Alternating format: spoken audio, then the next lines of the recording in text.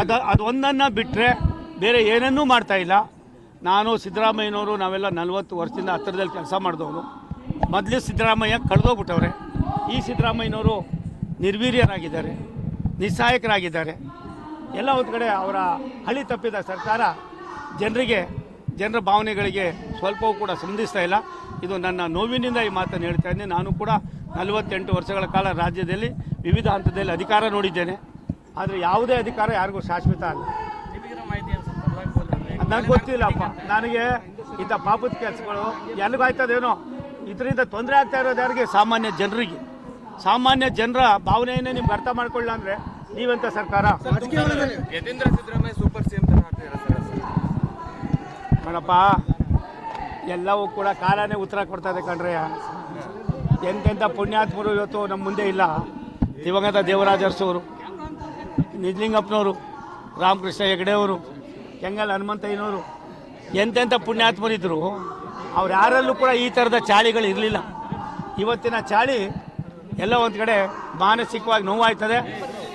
ಇದು ಯಾವುದೂ ಅಧಿಕಾರ ಯಾರಿಗೂ ಶಾಶ್ವತ ಅಲ್ಲ ಅನ್ನೋದನ್ನು ಅವ್ರು ಅರ್ಥ ಮಾಡ್ಕೋಬೇಕು. ಅನಾವಶ್ಯಕವಾಗಿ ರಾಜ್ಯ ಸರ್ಕಾರ ಗೊಂದಲ ಕ್ರಿಯೇಟ್ ಮಾಡ್ತಾ ಇದೆ. ಮೆಟ್ರೋ ಯೋಜನೆ ಮಾಡಬಾರ್ದು ಅಂತ ಹಿಂದೆ ಯುರೋಪೈಲಿಯವರು ಇದ್ದಾಗ ಇದೊಂದು ಬಿಳೆ ಆನೆ ಅಂತ ಹೇಳಿದರು. ನಾನು 94, 95, 96ರಲ್ಲಿ ಬೆಂಗಳೂರು ಡೆವಲಪ್ಮೆಂಟ್ ಮಂತ್ರಿ ಆಗಿದ್ದಾಗ, ಜೆ ಎಚ್ ಪಟೇಲ್ ಮುಖ್ಯಮಂತ್ರಿಗಳಾಗಿದ್ದಾಗ ಮೆಟ್ರೋವನ್ನು ತಂದಿದ್ದು ಜೆ ಎಚ್ ಪಟೇಲ್ರ ಕಾಲದಲ್ಲಿ. ಅದನ್ನು ಇಂಪ್ಲಿಮೆಂಟ್ ಮಾಡಿದ್ದು ಕೂಡ ನಾವೇನೆ. ಹಾಗಾಗಿ ಇವತ್ತು 5 ರಿಂದ 6 ಲಕ್ಷ ಜನ ದಿನ ಪ್ರಯಾಣ ಮಾಡ್ತಾ ಇದ್ದಾರೆ.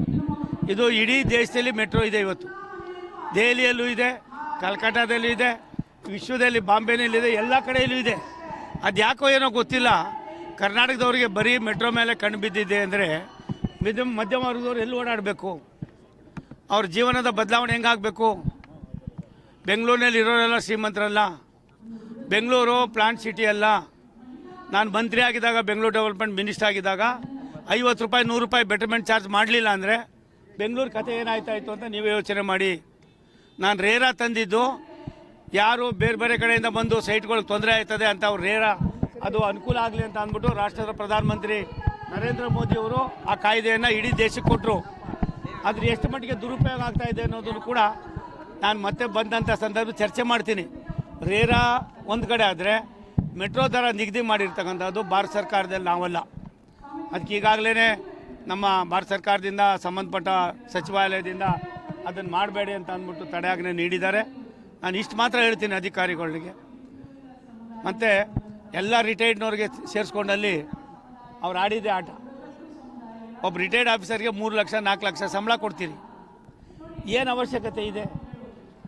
ಯಾರನ್ನೋ ಯುವಕರನ್ನ ತಗೊಂಡು ಏನಿಲ್ಲ ಅದು ಕೆಲಸ. ಅಲ್ಲಿ ತಾಂತ್ರಿಕವಾಗಿ ಕೆಲವರು ಮಾಡೋದು ಬಿಟ್ಟರೆ ಈ ಟೆಕ್ನಾಲಜಿ ತುಂಬ ಬೆಳೆದ ಇರೋದ್ರಿಂದ ಮೇಕ್ ಇನ್ ಇಂಡಿಯಾ ಎಲ್ಲ ಕಡೆಯಲ್ಲೂ ಆಗಿರೋದ್ರಿಂದ ರಾಷ್ಟ್ರದ ಪ್ರಧಾನಮಂತ್ರಿ ನರೇಂದ್ರ ಮೋದಿಯವರು ಎಲ್ಲೂ ಕೂಡ ನಾವು ಇದನ್ನು ಅಭಿವೃದ್ಧಿಯಲ್ಲಿ ನಾವು ರಾಜಕಾರಣ ಮಾಡಿಲ್ಲ.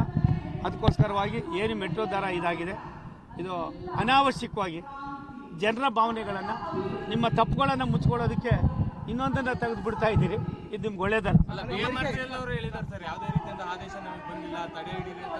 ಒಂದು ನಿಮಿಷ ತಾಳಿಯಲ್ಲಿ ಏನು ಆದೇಶ ಅಂದರೆ ಏನು? ಇವ್ರು ದಿನ ಬೆಳಗಾದ್ರೆ ಹೇಳ್ಬೇಕಾ? ಎಲ್ಲವೂ ಕೂಡ ಅದು ರೈಟಿಂಗ್ನಲ್ಲೇ ಇರ್ತದ.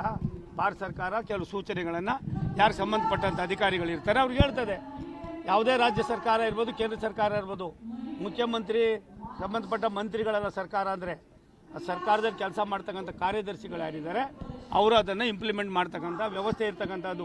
ಈ ವ್ಯವಸ್ಥೆಯನ್ನು ಎಲ್ಲ ಒಂದು ಕಡೆ ಅವ್ರು ಹೇಳಲಿಲ್ಲ ಇವ್ರು ಹೇಳಲಿಲ್ಲ ಅಂದ್ಬಿಟ್ಟು ಏನೋ ಮಾಡೋಕ್ಕೆ ಹೋಗ್ಬಿಟ್ಟು ಜನರಿಗೆ ಎಲ್ಲ ಒಂದು ಕಡೆ ಹೊರೆ ಆಗ್ತಕ್ಕಂಥ ಪಾಪದ ಕೆಲಸ ಮಾಡಬೇಡಿ. ಬೆಂಗಳೂರು ಜನತೆಗೆ ಏನು ಹೇಳಕ್ಕೆ ಬಯಸ್ತೀರಿ ಸರ್? ನಾನು ಇಷ್ಟೇ ಹೇಳೋದು, ಮೆಟ್ರೋ ಯಾವ ಸರ್ಕಾರ ಇತ್ತೋ ಹಿಂದೆ ಇದನ್ನು ಮಾಡೋದು ಬೇಡ ಅಂತ ಹೇಳಿ ಇದೊಂದು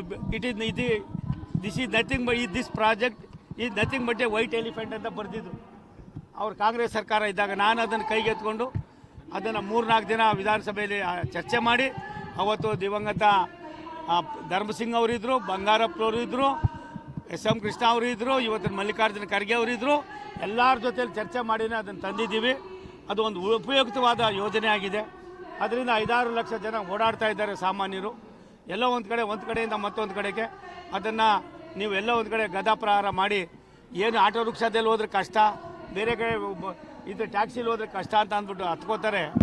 ಆ ಟ್ರಾಫಿಕನ್ನು ಕಡಿಮೆ ಮಾಡೋದಕ್ಕೆ ಇದು ನೀವು ಮಾಡಿದ್ದೀರಿ. ಕುಂಟು ನೆಪ ಹಾಕಿ ಜನರಿಗೆ ಅನ್ಯಾಯ ಮಾಡಬೇಡಿ. ಜನ ದಡ್ರಲ್ಲ. ಬೆಂಗಳೂರು ಜನ ಹೆಂಗೆ ಅನ್ನೋದಕ್ಕಿಂತ ಹೆಚ್ಚಾಗಿ ರಾಜ್ಯ ಜನನೂ ದಡ್ರಲ್ಲ. ಆ ವ್ಯವಸ್ಥೆಗೆ ಇವತ್ತಿನ ಸರ್ಕಾರ ಬರ್ತಾ ಇದೆ. ನಾಳೆಯಿಂದ ದರ ಏರಿಕೆ ಆಗಲ್ಲ. ನಾಳೆಯಿಂದ ದರ ಏರಿಕೆ ಆಗಲ್ಲ ಸರ್. 19ನೇ ತಾರೀಕು ರಾಷ್ಟ್ರೀಯ ಅಧ್ಯಕ್ಷರು ಬೆಂಗಳೂರು ಬರ್ತಿದ್ದಾರೆ ಸರ್. ಅಧ್ಯಕ್ಷರ ಬದಲಾವಣೆ ಆಗುತ್ತೆ ಅಂತ ನೋಡಪ್ಪ, ಹೇಳಿ. ಒಂದು ನಿಮಿಷ ತಾಳಪ್ಪ. ನನಗೇನು ಮಾಹಿತಿ ಇಲ್ಲ. ನಾನು 3 ದಿನ ಆಯಿತು ಡೆಲ್ಲಿ ಬಿಟ್ಟು ಬಂದವನು ಹುಬ್ಳಿಗೆ ಬಂದೆ. ಹುಬ್ಳಿಯಿಂದ ಬೆಳಗಾಂಗೆ ಹೋದೆ. ಬೆಳಗಾಮಿಂದ ದಾಂಡೇಲಿಗೆ ಬಂದೆ. ದಾಂಡೇಲಿಯಿಂದ ಮತ್ತೆ ಹುಬ್ಳಿಗೆ ಬಂದು ಇಲ್ಲಿಗೆ ಬಂದಿದ್ದೀನಿ. ಇವತ್ತು ರಾತ್ರಿ ಡೆಲ್ಲಿಗೆ ಹೋಗ್ತೀನಿ. ಒಂದು ಸತ್ಯ, ನಮ್ಮ ಪಕ್ಷದಲ್ಲಿ ಹೈಕಮಾಂಡ್ ಇದೆ. ಪಕ್ಷ ಸದೃಢವಾಗಿದೆ. ವ್ಯಕ್ತಿಗಿಂತ ಪಕ್ಷ ದೊಡ್ಡದು, ಪಕ್ಷಕ್ಕಿಂತ ದೇಶ ದೊಡ್ಡದು ಅನ್ನೋದು ನಮ್ಮ ನಾಯಕರ ಒಂದು ಸಂದೇಶ ಇದೆ. ರಾಷ್ಟ್ರಕ್ಕೆ ಪ್ರಧಾನಮಂತ್ರಿ ನರೇಂದ್ರ ಮೋದಿಯವರ ಜನಪರ ಯೋಜನೆಗಳು ಯಾವ ಮಟ್ಟ ತಲುಪ್ತಾ ಇದೆ ಅನ್ನೋದನ್ನು ನಾನು ಇವತ್ತು ಅದಕ್ಕೆ ಸ್ವಾಮೀಜಿಗೆ ಹೇಳಿದೆ. ಯಾವ್ಯಾವ ರಾಜ್ಯದಲ್ಲಿ ಬುಡಕಟ್ಟು ಸಮಾಜ ಯಾವ ಮಟ್ಟಿಗೆ ಬಂದಿದೆ, ಏನು ಬಡತನ ರೇಖೆಯನ್ನು ಮೇಲ್ಪಂಕ್ತಿಗೆ ಯಾವ ರೀತಿ ತಂದಿದ್ದೀವಿ ಅನ್ನೋದನ್ನು ತೋರಿಸ್ತೀವಿ. ತಾವು ಸ್ವಲ್ಪ ಬಂದು ತಮ್ಮ ಆಶೀರ್ವಾದ ಮಾಡಿ ಅಂತ ಆ ನಿಟ್ಟಿನಲ್ಲಿ ಕೆಲಸ ಆಗ್ತಾಯಿದೆ. ಯಾವ್ಯಾವ ಕಾಲದಲ್ಲಿ ಏನೇನು ತೀರ್ಮಾನ ಮಾಡಬೇಕು ಅದು ಹೈಕಮಾಂಡ್ ಮಾಡ್ತದೆ. ನನಗೆ ಗೊತ್ತಿಲ್ಲಪ್ಪ, ನನ್ನ ಮಾಹಿತಿನೇ ಇಲ್ಲ. ಕೇಳಿಲ್ಲ ಸರ್. ನನಗೆ ಮಾಹಿತಿ ಇಲ್ಲ. ಸರ್, ಹರಿಹರ ರೈಲ್ವೆ ನಿಲ್ದಾಣ ಒಂದು ಅಭಿವೃದ್ಧಿ ಆಗಬೇಕು ಅಂತ. ರೈಲ್ವೆ ನಿಲ್ದಾಣ ಕೆಲಸ ನಡೀತಾ ಇದೆ. ಅಲ್ಲಿ ಇನ್ನೊಂದು ನಮ್ಮ ಹರೀಶ್ ಅವರು ಇಲ್ಲೇ ಇದ್ದಾರೆ. ಅವ್ರು ಇನ್ನೊಂದು ಒಂದು ಅಂಡರ್ ಪಾಸೋ ಇಲ್ಲ ಬೇರೆ ಸೇತುವೆನೋ ಬೇಕು ಅಂತ ಅಂದ್ಬಿಟ್ಟು ಕೇಳ್ತಾ ಇದ್ದಾರೆ. ಅಲ್ಲಿ ನಮ್ಮ LC ಗೇಟ್ಗಳಿಲ್ಲ. ಇಲ್ಲಿವರೆಗೂ ನಮ್ಮ ಸರ್ಕಾರ ಬಂದಮೇಲೆ 11 ವರ್ಷದಲ್ಲಿ 707 ಮೇಲ್ ಸೇತುವೆ ಕೆಳ ಸೇತುವೆ ಮಾಡಿದ್ದೀವಿ ನಮ್ಮ ಸರ್ಕಾರ ದುಡ್ಡಲ್ಲಿ. ಇವತ್ತು ಇನ್ನು 2 ವರ್ಷದಲ್ಲಿ ಅಷ್ಟೇ ಕೆಲಸ ಮಾಡಬೇಕು ಅಂತ ನಾವು ತೀರ್ಮಾನ ಮಾಡಿದ್ದೀವಿ. ನಮ್ಮ ಆಸೆ ಇಷ್ಟೇ, ಅಭಿವೃದ್ಧಿ ಇದ್ದರೆ ದೇಶಕ್ಕೆ ಒಳ್ಳೆಯದು. ರಾಜ್ಯ ಅಭಿವೃದ್ಧಿ ಆದರೆ ದೇಶ ಒಳ್ಳೆಯ ಅಭಿವೃದ್ಧಿ ಆಯ್ತದೆ. ಆ ನಿಟ್ಟಿನಲ್ಲಿ ನಾವು ಕೆಲಸ ಮಾಡ್ತೀವಿ. ಇವ್ರು ಇಲ್ಲದ ಸಣ್ಣ ಪುಟ್ಟ ಕೆಲಸ ಹಿಡ್ಕೊಂಡು ಹಿಂಗೆ ಇಂಥ ಸಣ್ಣ ಪುಟ್ಟಗಳು ತೊಗೊಂಡು ಅವ್ರು ಮಾಡ್ತಾ ಇರೋ ಪಾಪದ ಕೆಲಸಗಳು ಮುಚ್ಚಾಕೋ ಕೆಲಸ ಮಾಡ್ತಾರೆ. ಅದು ಆಗಬಾರ್ದು. ರಾಜ್ಯದಲ್ಲಿ